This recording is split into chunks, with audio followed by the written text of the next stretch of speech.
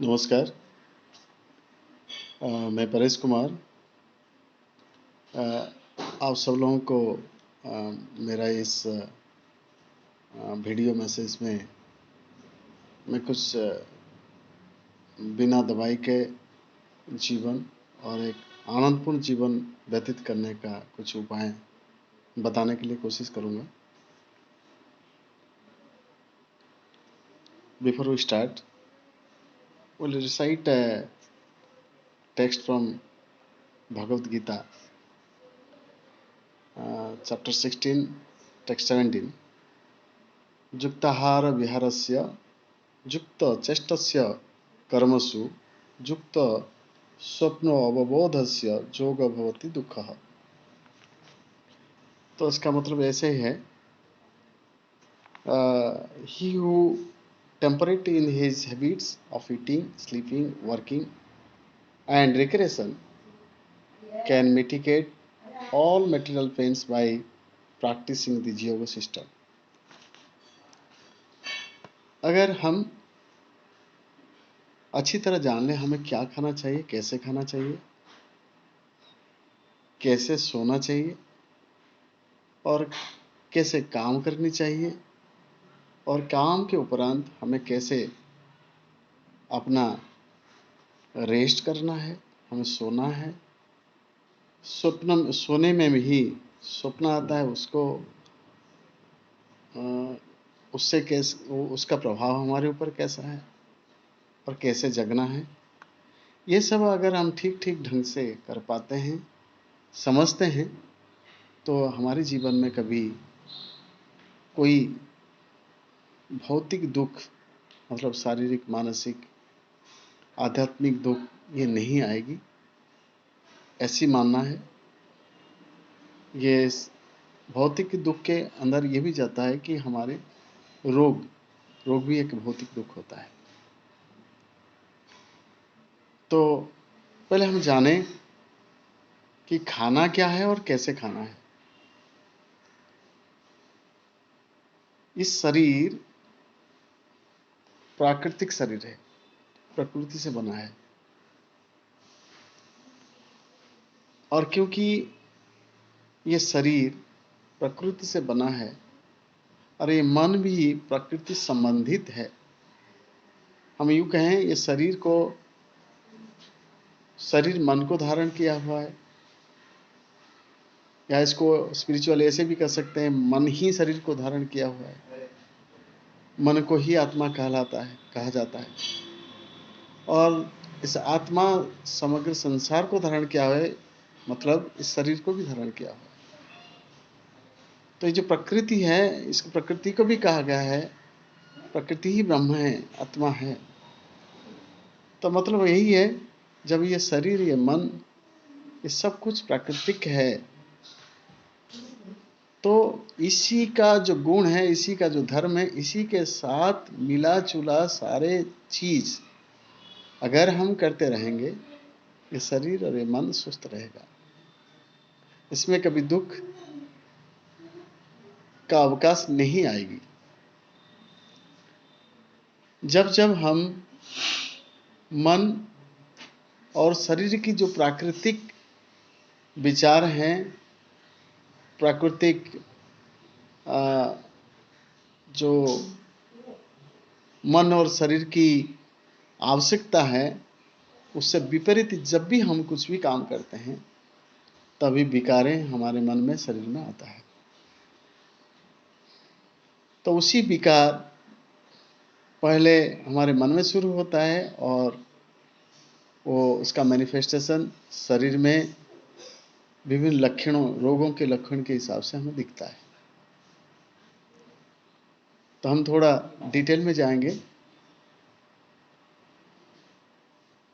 प्राकृतिक, जब हम शरीर को संचालन करने के लिए, शरीर को चलाने के लिए, शरीर को मन को शुद्ध रखने के, शांत रखने के, खुश रखने के लिए हमें जरूरी है कि शरीर को संभालना। शरीर को संभालने के लिए हमें नित्य नियमित सही खाना, अच्छी तरह एक्सरसाइज करना, काम करना, रेस्ट करना है, सोना है, और शरीर को साफ सुथरा रखना है। अगर ऐसे करेंगे तो शरीर की निर्वहन सही ढंग से हो पाएगा और शरीर स्वस्थ रहेगा और मन ही स्वस्थ रहेगा, हम खुश रहेंगे।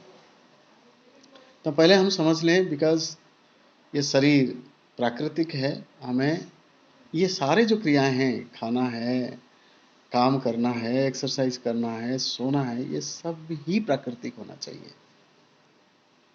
तो प्राकृतिक का मतलब वही होता है, मतलब एज इट इज, जैसे तैसे, जैसे हैं ऐसे ही। तो हम विचार कर लें कि आज के दिन में अगर हम खाना को लें, क्या खाना जैसे हम तैसे खा रहे हैं? नहीं खा रहे। अगर हम खाद्यान्न के बारे में चर्चा करें तो आज के दिन में हम जो चावल खाते हैं, हम जो गेहूं खाते हैं, या इनकी उत्पाद जो खाते हैं, कोई भी चीज़ शायद नेचुरल नहीं है। अगर हम वैदिक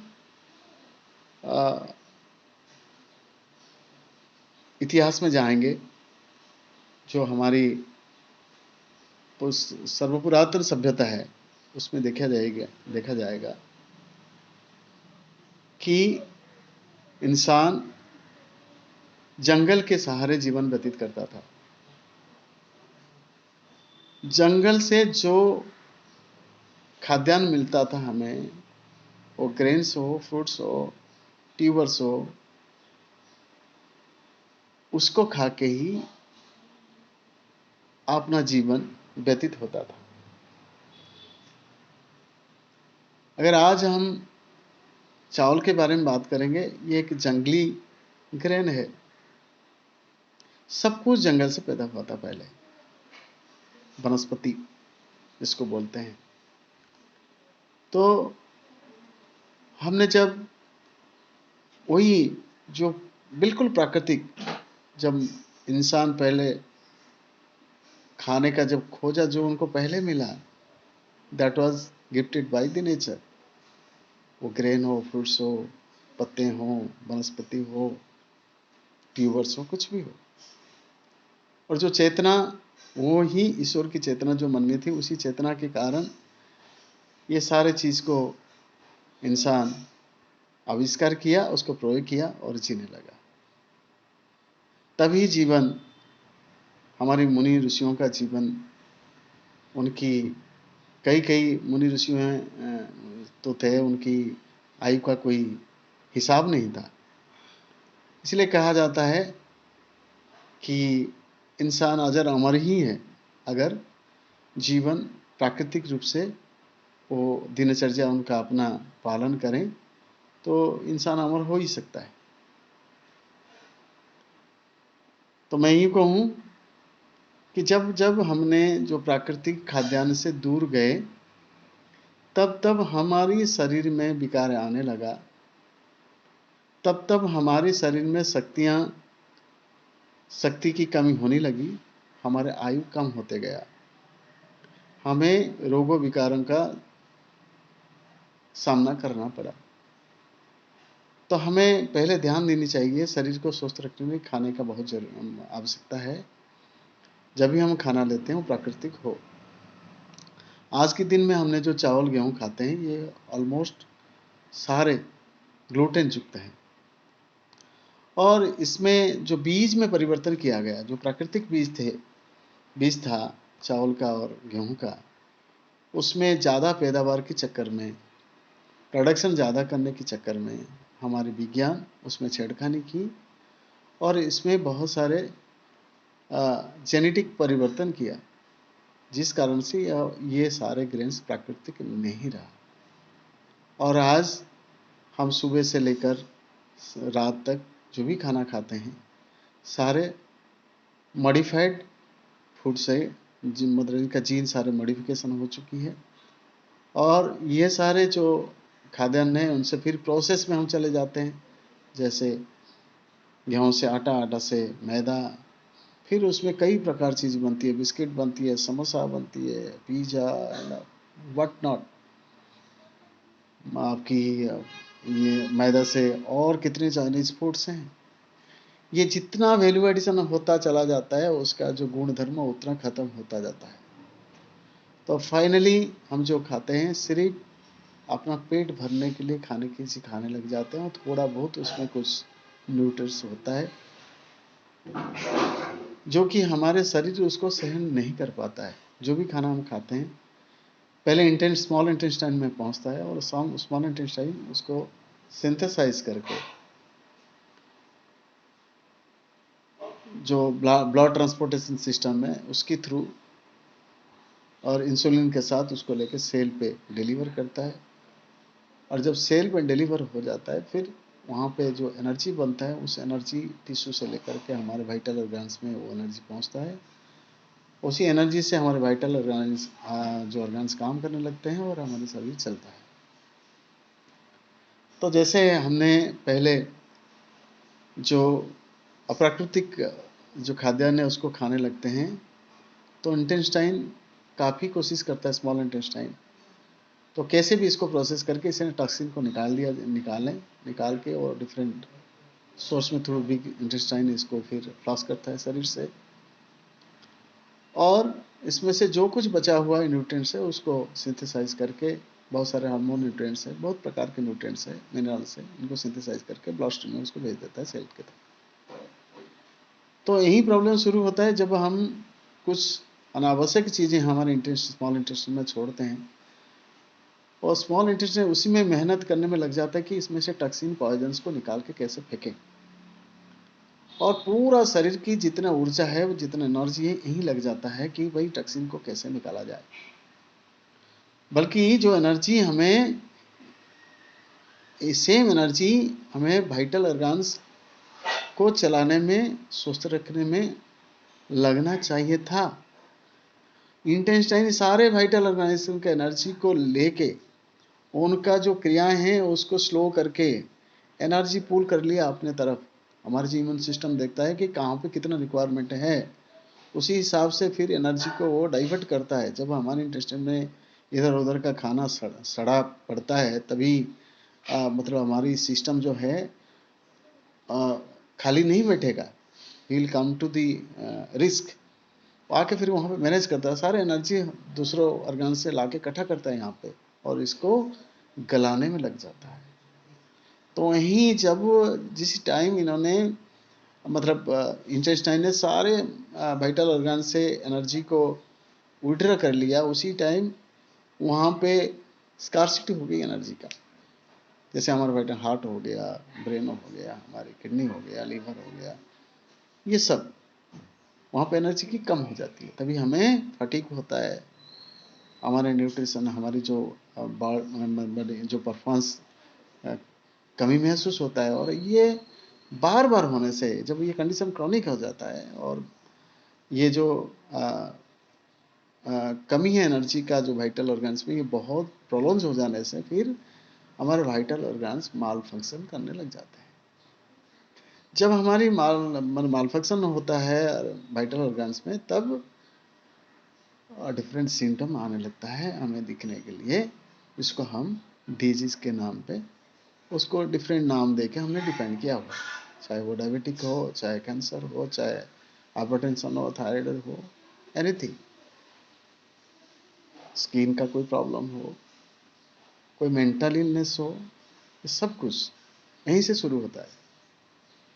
तो हमें यही ध्यान देना चाहिए कि भाई हमें इंटेस्टाइन को ऐसे क्या चीज़ खिलाना चाहिए ताकि उनको जो काम फिल्ट्रेशन, मतलब टॉक्सिन फिल्ट्रेशन में जो टाइम देता है, जितना एनर्जी पुल करते हैं हर जगह से, उसको करना ना पड़े, वो टॉक्सिन कम हो, वो आराम से, या ना हो, वो आराम से काम करें, वो सारे एनर्जी, थोड़ा सा एनर्जी यूज करके काम खत्म करके जितना जो मतलब न्यूट्रिशन सिंथेसिस करके इमीडिएट ट्रांसपोर्टर सिस्टम में उस सेल में डिलीवर हो जाए। अगर ऐसा होता है तो हमें तो पहले जो इतना खाना खाना पड़ता है, खाना बहुत कम खाना पड़ेगा। और वो खाना क्या होनी चाहिए, वो सबसे इम्पोर्टेंट थिंग वो है कि कौन सी खाना खाएं, दैट इज़ वेरी इंपॉर्टेंट। जो हम खाना करें वो खाना नहीं है, we are actually pushing fillers into our stomach, into our intestine. हम सिर्फ थैली भर रहे हैं, हम पता नहीं हम क्या खाना चाहिए, हम क्या खा रहे हैं।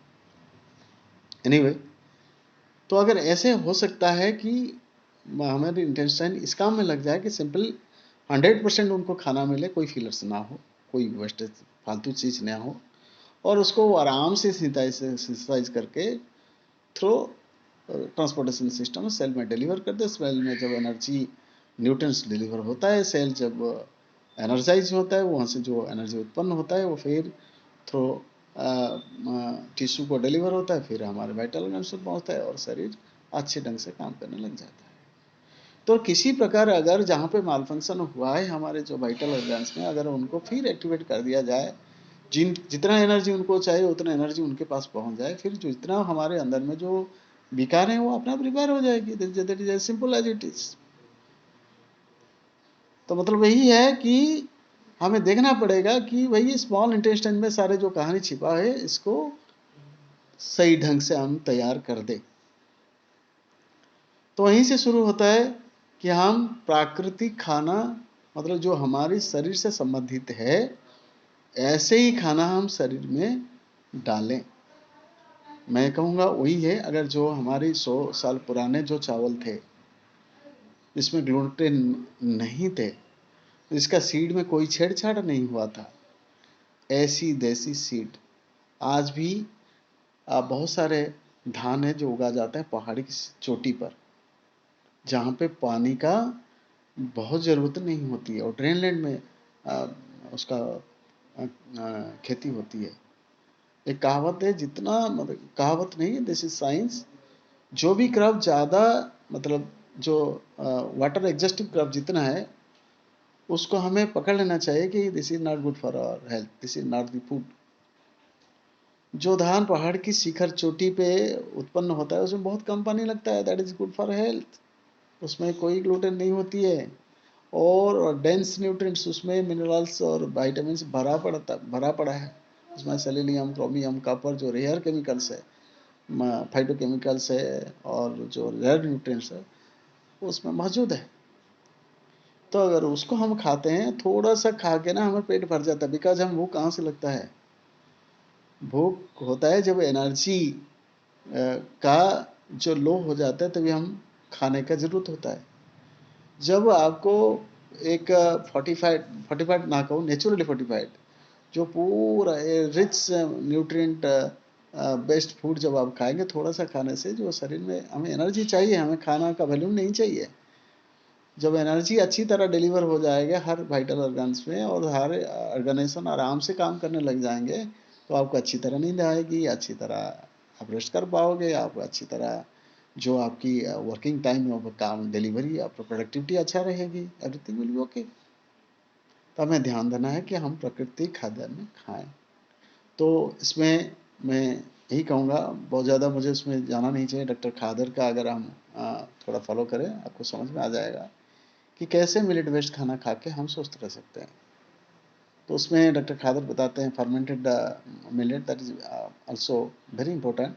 अगर किसी को कोई डिजीज है तो उसको रिवर्स करने के लिए, उसको मतलब डिजीज का सिम्टम से बाहर निकलने के लिए वो इमीडिएट हेल्प करता है।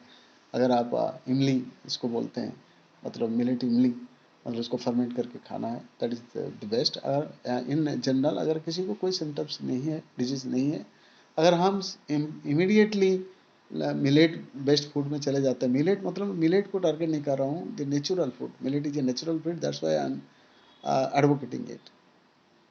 तो अगर कल आप गेहूं भी ले सकते हैं, कहीं देसी काले गेहूं मिलता है, अभी भी है, अगर कोई इसका व्यवहार कर सकता है, it is as like as good as like as millets. कोई भी फ्रूट्स है जो देसी फ्रूट्स है, जिसका कोई वैल्यू एडिशन नहीं हुआ है, पैकिंग नहीं हुआ, रेफ्रिजरेशन नहीं हुआ है, ट्रांसपोर्टेशन में कश्मीर से एप्पल निकला और उड़ीसा में आके पहुंचने के लिए 8 दिन लग गया, और सीधा भी निकलता नहीं, कभी कश्मीर से आके रायपुर में स्टॉक होता है 15 दिन 20 दिन, फिर वहाँ से रेफ्रिजरेशन निकल के फिर ट्रांसपोर्ट में आके 3 दिन में पहुँचता है उड़ीसा में। अगर ऐसा होता है तो ये ट्रांसपोर्टेशन, वैल्यू एडिशन और ये जो सप्लाई चेन सिस्टम है, इसमें बहुत सारे न्यूट्रिएंट्स वेस्ट हो जाता है। ऊपर से इसको सुंदर दिखने के लिए वॉक्स वगैरह का व्यवहार होता है, दे आर ऑल डेंजरस। तो ऐसा ना करके हमारे लोकली जो फ्रूट्स अवेलेबल है, जो लीव्स अवेलेबल है, लाइक अमरंथस हो गया, आपकी स्पिनाच हो गया, आपकी बीट्स हो गया, आपकी गाजर हो गया, नींबू हो गया, और कुछ स्पाइसेस है जैसे सिनेमन है, ब्लैक पेपर है, ब्लैक सॉल्ट है, या आपकी जो सेंधा नमक हम बोलते हैं, जो मिनरल सॉल्ट, इन सब चीज़ को हम अगर स्मूथी के रूप में उपयोग करते हैं तो दिस आर ऑल नेचुरल। अगर ऐसे करते, देखिए आयोडाइज सॉल्ट के नाम पे बहुत बड़ा व्यापार हो रहा है। Iodise salt is not good for health, और थायराइड के कारण है आयोडाइज सॉल्ट। तो ये सब चीज़ हम अवॉइड करें। अगर हमें सॉल्ट लेना है, मिनरल सॉल्ट लें, सेंधा नमक लें, ब्लैक सॉल्ट लें, या जो समुद्री नमक होता है जिसमें जो मतलब जो जिसको हम क्या बोलते हैं, वर्जिन सॉल्ट जो है, पानी से सीधा जो मोटी मोटी नमक बनता है, उसी को लें। उसमें आयोडीन मिक्स करने का, उसको प्रोसेस सॉल्ट हमें लेनी नहीं चाहिए। अगर ऐसे करते हैं उसको शरीर इमीडिएट एक्सेप्ट कर लेता है, because those are all natural products, और शरीर नेचुरल है। ये मन, ये जो हमारी जो भावनाएं, ये जो हमारे सब कुछ नेचुरल है। This is what we can say, जिस जो आत्मा है, जहाँ से हमारी ये शरीर बना हुआ है, जहाँ से, दैट इज, ये नेचर उन्हीं की देन है। तो तो जो भी हम देख रहे हैं, ये शरीर हैं, ये सारे सब कुछ नेचर से बना हुआ है। हम जो छेड़छाड़ कर रखे हैं, जो हमारे परवर्टेड माइंड है, इनके कारण सारे समस्याएं हैं। अगर हम उन्हीं समस्या से निकलें, सारी चीज़ नेचुरल व्यवहार करें, तो हमारे जो इंटेस्टाइन है, जिसको हम सेकेंड ब्रेन बोलते हैं, तो अगर इंटेस्टाइन सही तरह काम करने लग जाएगा तो most of the problem will be solve. आज के दिन में अगर आउट ऑफ 100 हम देखेंगे तो 99% जो इंसान है, हर एक का intestine is in danger. Mall function की हालत में दे आर नॉट ऑप्टिमल। कोई ऑप्टिमली किसी का जो मतलब small intestine and big intestine काम नहीं करते हैं। किसी एक को पकड़ लो, उनको गैस का problem, what is this gas, acidity, this is all because of low working of your intestines. तो अगर हमने लो इंटेस्टाइन का मतलब यही नहीं कि जो लो परफॉर्मेंस वो कर रहा है उसमें हम बस पेंटाप्राजोल, क्या क्या कितने नाम हैं, इनको डाल दें तो वो काम करने लगे, ऐसा कुछ नहीं होता है। उनका एनर्जेबल वही है कि केमिकल देके हमने सिंपली जो सिम्टम है उसको दबाने के लिए कोशिश की है। जो डिजीज है, जिसका जो मूल कारण है, उसमें हमने कोई इंटरवेंशन नहीं हुआ। तो आगे चल के जो आज एसिडिटी का प्रॉब्लम है, कल हार्ट बर्न का प्रॉब्लम हो जाएगी, कल या आपकी हार्ट डिजीज का प्रॉब्लम हो जाएगी, कल लीवर का प्रॉब्लम हो जाएगी, सो मेनी थिंग्स। तो ये जब इस चीज़ को हम समझें कि दिस इज बिकॉज जब low performance of the intestine, why this low performance, this is because what, हमने जो खाना खाते हैं ये खाना नहीं है, खाने के नाम पे और कुछ ठोसते हैं हम शरीर पे, इंटेस्टाइन पे, और जिसके कारण इंटेस्टाइन बहुत ज़्यादा काम कर करके थक गया है और डिस्ट्रॉय होने लगा है, माल फंक्शन करने लगा है। तो this is the time we think about कि हम कैसे उनको स्ट्रेस फ्री करें, अच्छा खाना, नेचुरल खाना दें। तो अगर ऐसा होने लग जाता है, हम नेचुरल खाना जैसे मिलेट बेस्ड खाना हो, या कोई हमारे पेरिनियल राइस हो, पेरिनियल व्हीट हो, उसको नेचुरल फॉर्म में, वुड से ज़्यादातर हम आटा कर सकते हैं, मैदा पे ना जाएं। चावल से इडली, रावा, इडली कर सकते हैं, रावा में हम ना जाएं, रावा बेस्ड इडली हम नहीं लेना है। चावल से सिंपली चाव का डब बना के हम इडली में जाएं, और ऐसा अगर हम करने लग जाएं, चावल को डब बना के हम उसमें डोसा में जाएं, हम केक में जाएं, ऐसे करने लग जाते हैं, तो डेफिनेटली हमारी स्मॉल इंटेस्टाइन में स्ट्रेस कम हो जाएगा और उसको रिपेयर होने लगेगा। थोड़ा टाइम हम देंगे, जैसे अगर किसी का बिगड़ा हुआ है, we have follow some reversal practices, like हम थोड़ा इंटरमीडिएट फास्टिंग करें। इंटरमीडिएट फास्टिंग में क्या होता है कि आपके जो पूरा सिस्टम को एक टाइम मिल जाता है रिलैक्स करने के लिए, काम करना नहीं पड़ता है। हम खाना कुछ टाइम के लिए शरीर पे ना दें, तो उसमें क्या है, इंटेस्टाइन को थोड़ा टाइम मिल जाएगा रिपेयर होने में। तो इंटरमीडिएट फास्टिंग कैसे करें, हम अलग वीडियो में बता सकते हैं। तो वेरी बेसिक इज दैट कि कम से कम हम शाम तक, मतलब सूर्यास्त पहले, रात का डिनर ले लें, लाइट डिनर ले लें, जैसे डिनर आपकी मर्जी, और नेचुरल फूड से लें, मिलेट बेस्ड हो या पेरिनियल कोई भी ग्रेन हो, या आप सब्जी हो, सब्जी जो भी नेचुरली ग्रो है आपकी, ले सकते हैं, कुछ भी ले सकते हैं आप। मशरूम ले सकते हैं, basically mushroom is very organic, तो उसमें कोई खाद वाद का जरूरत ही नहीं होता है। हाँ, तो जो उसमें जो मशरूम में जो यूज होता है, हम ध्यान दें सिर्फ इतना, वो मीडियम जो है वो नेचुरल हो, ऑर्गेनिक हो। आजकल कंपोस्ट करके यूज़ करते हैं, कंपोस्ट पेस्टराइजेशन में कई सारे बदलाव होते हैं, उसमें ना जाएं। तो अगर उस सोर्स से आप ये मशरूम का भी अगर उपयोग कर सकें तो आपको इमीडिएट प्रोटीन्स मिलेगा, तो बहुत सारे विटामिन्स मिलेगा उसमें से, वो that can also repair your intestine and all systems. तो उसमें मैं ही कहूँगा intermittent fasting is a tool, जिसमें अगर आपकी कोई गड़बड़ी शरीर में है उसको रिपेयर करने का टाइम मिल जाएगा। तो इंटरमिटेंट फास्टिंग हमें सूर्यास्त से पहले खाना खा लें और रात को कुछ ना खाएं, और सुबह कम से कम 16 घंटा का अंतर हो, मतलब डिनर की जैसे 6 बजे 7 बजे हमने 6:30 बजे खा लिए, तो नेक्स्ट डे कम से कम 12-1 बजे तक हम कुछ नहीं खाना चाहिए। अगर उस टाइम पे हमको खाना ज़रूरी है तो हमें स्मूदी ले लें। स्मूदी क्या होता है, मतलब कुछ ग्रीन लीव्स लाइक अमरंथ का, स्पिनाच का लीफ ले लिया, उसमें हमने पुदीना का थोड़ा टेस्ट के लिए पुदीना डाल दिया, करी लीफ डाल दिया, ये हो गया ग्रीन 50% डाल दिया, और उसके साथ बीट हम ले लिया, नाइट्रस ऑक्साइड का सोर्स है, ये अपना जो नर्वस सिस्टम को मतलब स्मूथ कर देता है और इसका इलास्टिसिटी बढ़ा देता है। और बिकॉज हमने काफ़ी सारे जो अनवन चीज़ खाए हैं, हमारे नर्वस सिस्टम बहुत ज़्यादा वीक हो चुका है, इसके कारण ही ज़्यादा जो हमारे टिश्यूज़ नर्व्स वीक हुए, उसमें काफ़ी फ़र्क पड़ता है अगर बीट जूस हम लेते हैं, थोड़ा सा बीट मिला लें, और जो भी लोकली अवेलेबल है फ्रूट्स, कुछ भी हो, सबसे बढ़िया मैं मानूंगा अमरूद ले सकते हैं, कुछ भी अगर कुछ भी अवेलेबल नहीं हुआ, गाजर ले लें और बीट्स ले लें, लेकिन उसके एक नींबू पूरा सत्तो, मतलब सीड सिर्फ निकाल दें, बाकी सारे उसमें ग्राइंड कर लें, पीस लें, उसमें थोड़ा सा सिनामन, जो हम बोलते हैं दालचीनी, और ब्लैक पेपर और ब्लैक सॉल्ट डाल के टेस्ट के अनुसार हम उसको बढ़िया से स्लो ग्राइंडिंग करके बना लें। उसको हमें जितना मतलब लगता है कि हम भूख है और हमें खाने की ज़रूरी है, ये बड़ा थिक जूस बनेगा, तो उसको हम पीते रहें। आप सुबह से लेकर के 1 बजे तक 2-3 गिलास पीने में कोई दिक्कत नहीं, इट्स ओके। और अगर हम इतना करते हैं तो 1 बजे तक इतना कर लें तो हमारी इंटेस्टाइन को पूरा रेस्ट मिल जाएगा।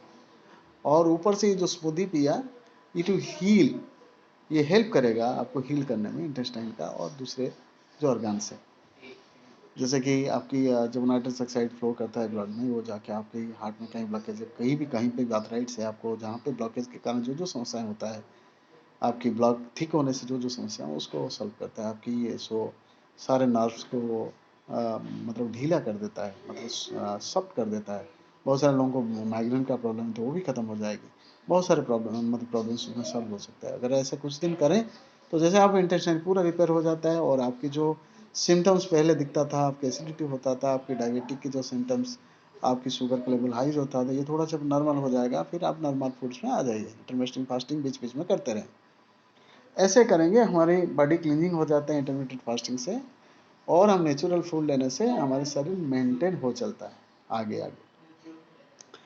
अगर ऐसा हम करते रहेंगे, जब बॉडी नॉर्मल मतलब ऑप्टिमल कंडीशन में आ जाएगी, न्यूट्रिएंट्स अच्छी तरह मतलब इंटेस्टाइन पूरा ऑप्टिमल कंडीशन में काम करेगा, और बहुत ज़्यादा एनर्जी रिक्वायरमेंट नहीं होगी इंटेस्टाइन को, हम फूड इंटेक ही कम हो जाएगी। आप अगर कहेंगे मिलेट का कॉस्ट तो ज़्यादा है, आप अगर देखेंगे एक 200 ग्राम मिलेट्स में आपकी पूरा दिन का काम हो जाता है, जहाँ पे आपको गेहूँ चावल आधा किलो से ऊपर से लगता था। तो आप अगर थोड़ा सा इकोनॉमिकली देखेंगे तो सेम थिंग आपके मतलब जो बजट भी है, इट विल कम डाउन, या it may be equal. Some people are paying in thousands in hotel for a single meal in restaurants. So actually ये जो वैनिटी है, रेस्टोरेंट में जाना है, अच्छा खाने के दिखाना है, यहीं पे हमें गड़बड़ बहुत ज़्यादा होती है। तो ये सारी चीज़ हमें नहीं करना है, हमें थोड़ा देखना है स्पिरिचुअली कि who we are and what actually our basic needs.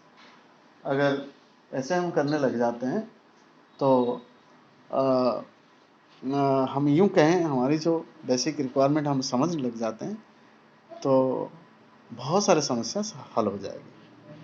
तो ये मेरा विचार था कि सिर्फ खाने में क्या हम परिवर्तन लाने से हमारे शरीर को ठीक रख सकते हैं, ये शरीर संबंधी था।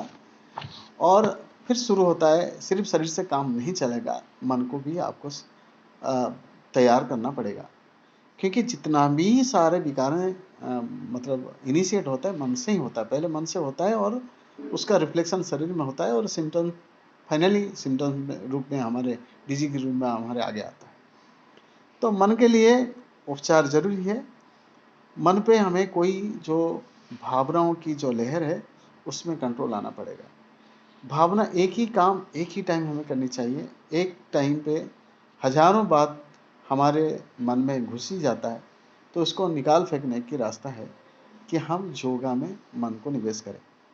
योगा का मतलब नहीं होता है सिंपली हाथ पैर छिटकना, सिर्फ एक्सरसाइज करना, ये योगा नहीं होता है। योगा तो ये योगा की एक पार्ट है एक्सरसाइज। तो इसमें क्या होता है, हमारी जो मतलब जो डिफरेंट एनर्जी सेंटर्स है उनको एक्टिवेट करने के लिए ये एक्सरसाइज का जरूरत है। अगर एक बार वो एक्टिवेट हो गया तो फिर एक्टिवेट मतलब उसको थोड़ा ओपन अप करना है। This is not actually activation, उसको ओपन अप करें। अगर ओपन अप करने का मतलब यही होता है कि वहाँ पे जब एनर्जी हम थ्रो करेंगे उसको रिसीव करें एनर्जी सेंटर्स। तो एनर्जी हम कैसे थ्रो करेंगे? Energy can be throw through prana. जब हमने शांत होकर बैठ के पहले एक्सरसाइज, थोड़ा स्ट्रेचिंग एक्सरसाइज करके, लिम्फेटिक एक्सरसाइज करके, लिम्फेटिक एक्सरसाइज बहुत जरूरी है। बिकॉज क्या होता है, जो हमारी सेंट्रल नर्वस सिस्टम है, सेंट्रल नर्वस से जो बाकी जो हमारी सर्कुलेटरी सिस्टम है, ये अपना सर्कुलेटरी सिस्टम के थ्रू हमारे सेंट्रल नर्वस सिस्टम पूरा बॉडी में जो भी काम होता है, जो इंटेस्टाइन से लेके ब्लड से लेके पूरा जो एनर्जी डिलीवर होता है, न्यूट्रिशन डिलीवर होता है सेल पे, और सेल से फिर एनर्जी बन के हमारे वाइटल ऑर्गन में डिलीवर होता है। ये सारे चीज चलता है through only one system, that is circulatory system. और एक हमारे शरीर में जो लिम्फेटिक सिस्टम है उसको हमें जरूर एक्टिवेट करना पड़ेगा। अगर ऐसा होता है that will supplement our circulatory system, तो शरीर में सेल लेवल पे काम का ज़्यादा होने लगेगा। तो सेल में जब ज़्यादा उथल पुथल होगी तब सेल भी ओपन होने लग जाएंगे। जब सेल ओपन होते हैं और सेल ओपन होते हैं और हमारे इंटेंशन सही काम करने लग जाता है, और यहाँ पे जो हमारा डिलीवरी सिस्टम है वो न्यूट्रन लेके सेल पे जब डिलीवर कर देता है और सेल ओपन उस टाइम पे है, तब वो एनर्जी में इमीडिएट कन्वर्ट होने लगता है। तो हमारी शरीर सुस्त होता है। जब शरीर सुस्त होता है मन भी सुस्त होने लगता है। तो मैं यही कहूँगा, ये तो थोड़ा सा मन की कंट्रीब्यूशन है, लेकिन मन का पहला कंट्रीब्यूशन है मन को ज़्यादा हम आ, आ, सही करें। जो हमारी भावनाओं के स्रोत है उसको कंट्रोल करें, उसके लिए हमें स्ट्रेचिंग के एक्सरसाइज के बाद प्राणायाम में जाना पड़ेगा। अगर हम प्राणायाम रेगुलर करने लगते हैं तो हमारी जो ऊर्जा है, जो हमारे ईड़ा पिंगला और सुषुम्ना के बीच में जब एनर्जी सेंटर से हमने ब्रीदिंग एक्सरसाइज करने लग जाते हैं, तो ब्रीदिंग में जो हमारे ऑक्सीजन क्या करता है ना, ब्लड में बहुत सारे न्यूट्रिशन को फ्लो करता है बार बार बार बार, तभी सारे जितने विकारें हैं जो डिफरेंट जॉइंट्स में, डिफरेंट जो एनर्जी सेंटर में, वो टॉक्सिन को बॉडी से निकालता रहता है। तो नॉट ओनली दैट, वो बेसिकली एक लेवल पे, एक स्पिरिचुअल लेवल पे जाके आपकी मन में संतुलन बहुत ज़्यादा, जो आपको फोकस कर देता है, मतलब हजारों भावना एक साथ जो दौड़ते हैं उनको कंट्रोल कर देता है। तो आपकी विचार बहुत ही क्षिप्र हो जाता है, और किस टाइम में किस विचार को प्रमोट करना है, your mind can decide at a time number of layers of emotions can play, नहीं होता है। और बहुत सारे जो मानसिक जो हमारे विकार हैं, ये जो लेयर्स ऑफ इमोशन के कारण होता है। Layers of emotion that too even positive, अगर आपकी विचार भी है बहुत ज़्यादा हो जाता है तो mind can not accommodate it, तो उसमें बहुत सारे विकार हमें शुरू होता है। और हमेशा तो ऐसा पॉजिटिव नहीं होते, बहुत ज़्यादा नेगेटिव इमोशंस होती है। अगर नेगेटिव इमोशन बहुत ज़्यादा एट ए टाइम फ्लो करने लग जाए तो माइंड बिकम ओबेस्ड एंड कन्फ्यूजन होती है, फिर आपको एंजाइटी, डिप्रेशन, बहुत सारी कहानी होती है, निद्रा, this kind of thing is happening. And वहीं से फिर वो शरीर में जाके फैलता है, कहीं फिर आपको स्किन डिजीज में, कहीं डायबिटीज, कहीं कैंसर, कहीं कुछ हार्ट डिजीज, कहीं कुछ होने लगता है। तो दो चीज़ें हैं, एक नेचुरल फूड खाना है और मन को शुद्ध करने के लिए और मन को बहुत सारे विचारों से बचाने के लिए और मन को एक ही विचार में एट ए टाइम, एक ही टाइम पे एक ही विचार में मतलब लगाने के लिए जो प्रक्रिया है, दैट इज प्राणायाम। अगर इसको करें और ये दोनों चीज़ अगर मन और शरीर दोनों ठीक हो गए तो हम पूरा निरोग हो सकते हैं, सुस्त हो सकते हैं, आनंदमय हो सकते हैं। तीसरा चीज़ है, अगर मानसिक कुछ विकार अभी है, जैसे मैंने आपको बताया कि अगर शरीर में कुछ विकार हैं उससे पहले निपटा जाए। जैसे मैंने कहा कि आपकी फर्मेंटेड जो मिलेट्स बस जो ड्रिंक्स लेना है या स्मूदी लेना है टू रिवर्स जो सिम्टम्स है, सिम्टम को रिवर्स करके नेचुरल स्टेट में आए, पहले उसके बाद नेचुरल खाना और नेचुरल विचार में चले तो सब कुछ ठीक होगा। ऐसे ही जो शरीर का बात है, ऐसे ही मन की बात है। मन में अगर कुछ विचार हैं, मतलब हमारे विकार हैं, जो मानसिक का हमें डिजीज भी बोल सकते हैं, जो टेंशन है, तनाव, एंग्जाइटी है, दिस थिंग्स हमें अनिद्रा है, ये सब से बचने के लिए हमें मन के उपचार करना पड़ेगा। तो जैसे मैंने प्राणायाम बताया, ये एक मन को मेंटेन करने के लिए और मन को रिवर्स करने के लिए जो सारे विकार, इसके लिए आपको हमें थोड़ा सा ध्यान करना पड़ेगा। ध्यान मतलब जैसे ध्यान निद्रा वगैरह बहुत सारे वीडियोज अवेलेबल है, आपको यूट्यूब में देखेंगे तो अगर कभी ज़रूरत पड़ा तो आई कैन रिकमेंड ऑल्सो। तो कौन सा ध्यान हमें करना चाहिए, तो बेसिकली वही हमारे भावना होनी चाहिए ध्यान के अंदर। सारे मतलब जो हमारे चारों तरफ जो कुछ हो रहा है उसे मन को अलग कर लें, आंख बंद कर दें। अलग करने की कोई ज़रूरत नहीं है, सिंपली हमारे जो क्रियाएं हैं, जो इंद्रियां की क्रियाएं, उसको बंद कर दें। आंख बंद कर लें, कान सुनने का कोशिश ना करें, या ऐसी जगह में हमने ध्यान करें जहाँ पे बहुत सारे शोर शराबा शब्द हमारे कान में ना आए। इसको करने के बाद हमें ये सोचें कि हम क्या हैं, हमारे शरीर क्या है, इस शरीर का उत्पन्न कैसे हुआ है, शरीर में क्या क्या हो रहा है, शरीर में कहाँ कहाँ कष्ट है और इसका निवारण के उपाय जैसे हम बता रहे हैं या आप कहीं से भी सुना है। कितने लोग कितने अच्छे अच्छे बात बोलते हैं, और ये सारे करते करते करते करते मन को जहाँ भागना है भागने दो, करने दो।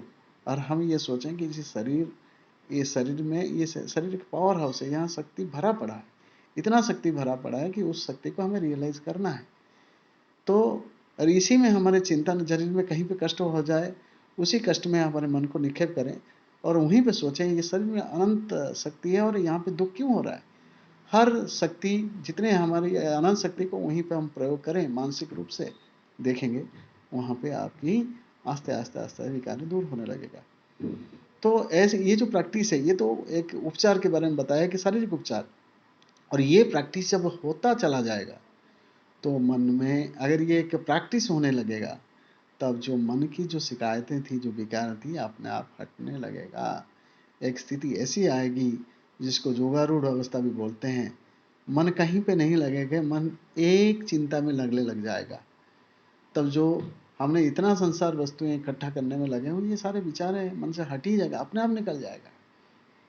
तो इसके लिए बहुत ज़्यादा सोचने का या क्या करें क्या कहें, दुखी होने का ज़रूरत नहीं है। सिर्फ यही है कि हम पहले बीज हैं या पहले पेड़, पहले हम नीम खाएं या पहले रोग चला जाए। तो दोनों चीज़, हम नीम खाते रहें, रोग जाता रहेगा, पहले हम बीज लगा दें, पेड़ होता रहेगा, पेड़ से फिर बीज मिलेगा, फिर हम वो बोएंगे, फिर पेड़ होता रहेगा। तो हमें पहले करना पड़ेगा, दैट इज़ वेरी इंपॉर्टेंट। और जैसे कि मैंने फिर कंक्लूड करने से पहले मैं यही बोलूँगा कि फिर वही एक बार उस श्लोक को दोहराऊंगा, युक्ताहार विहारस्य युक्त चेष्टस्य कर्मसु युक्त स्वप्नो अवबोधस्य योग भवति दुःख है। तो ये योग का मतलब यही है। योग का बारे में इसमें नहीं बताया गया, मैं योग के बारे में आपको विस्तार से बता दिया कि आपको सही खाना, सही तरह काम करना, सही सोचना, सही सोना, सही तरह रेस्ट लेना, ये सब करने से जब हम करने लग जाते हैं, हमें कोई शारीरिक, मानसिक, भौतिक, अधिभौतिक, आध्यात्मिक कोई भी दुख हमें छुएगा ही नहीं। और मैंने बता दिया जो कैसे करना है, बड़ा सरल उपाय से। योग का मतलब नहीं है आप अष्टांग योग साधन करो, उल्टा हो जाओ और दिन भर दिन लगे रहो प्राणायाम करते रहो, ऐसे कुछ नहीं है। सिर्फ सुबह शाम जैसे हम बिस्तर छोड़ते हैं, एक बार हम उठ के बैठ जाएं और हथेलियां मुंह पे रख के 1 मिनट सोचें कि व्हाई आई एम हियर, मेरा लाइफ का पर्पज क्या है। मुझे ये नहीं सोचना है कि सुबह उठ के हमें कैसे बहुत ज़्यादा कमाना है, किसको चूना लगाना है, कैसे चूना का मतलब ये नहीं है, मैं चूना मतलब यही है प्रॉफिट, बहुत ज़्यादा प्रॉफिट सोचना ही चूना की काम है। कम मेहनत से बहुत ज़्यादा कमाई का मतलब ही चूना है, आपको खुद को खुद ठगना। तो ये सब विचार से जो नेगेटिव विचार है उसको ज़्यादा ध्यान में ना आए, चुना होना का बात छोड़िए, सिंपली हम सोचें what is the purpose of my life, how I can maintain happiness inside and I can help people. मेरे चारों तरफ जो लोग हैं वो कैसे खुश रहे, मैं कैसे खुश रहूँ। अगर सब लोग खुश रहेंगे मैं ही खुश रहूँगा। और हमेशा हम ये सोचें कि हम दूसरों को कैसे खुशी खुशी देख सकें। दूसरों को खुशी देखना एक बहुत बड़ा केमिस्ट्री होता है खुद खुशी होने का। अगर दूसरों को खुशी देखने का एक स्वभाव हमारी बन जाए तो ये एक हमारी पूंजी बन जाता है टू बिकम हैप्पी आवरसेल्व्स। तो मैं यही कहूँगा, अगर सुबह एक बार हमने उठ गया और थोड़ा सा ध्यान लगाया, थोड़ा सा स्ट्रेचिंग एक्सरसाइज किया, लिम्फेटिक एक्सरसाइज, फिर थोड़ा सा प्राणायाम कर लिया 12-15-18 टाइम्स, लॉन्ग ब्रीदिंग एक्सरसाइज, सीधा होकर बैठ गए, जैसे भी आपका मर्जी बैठना है। आपकी पूरा जो ये स्पाइनल कॉर्ड है बिल्कुल स्ट्रेट रख के बैठना है, आंख बंद करना है, थोड़ा डिस्टर्बेंस से बाहर होना है बैठ के, और लॉन्ग ब्रीदिंग जोर से इनहेल करना है, उसको थोड़ा सा स्लोली वोंग के साथ उसको एक्सेल करना है। इतना करें और ये जो आपकी लिम्फेटिक एक्सरसाइज हो गया और लॉन्ग ब्रीदिंग हो गया, और रात को एक बार सुबह अगर टाइम नहीं है कोई भी योग निद्रा का आप मतलब साउंड किसी इंस्ट्रूमेंट चला के वो उसको एक बार सोने से पहले कर लें। That will enough for your calmness. मन की जो वृत्तियां हैं, चंचल वृत्तियां, वो अपने आप शांत हो जाएगी। अगर मन की चंचल वृत्तियां शांत हो जाता है, तमाम मानसिक समस्याएं बंद।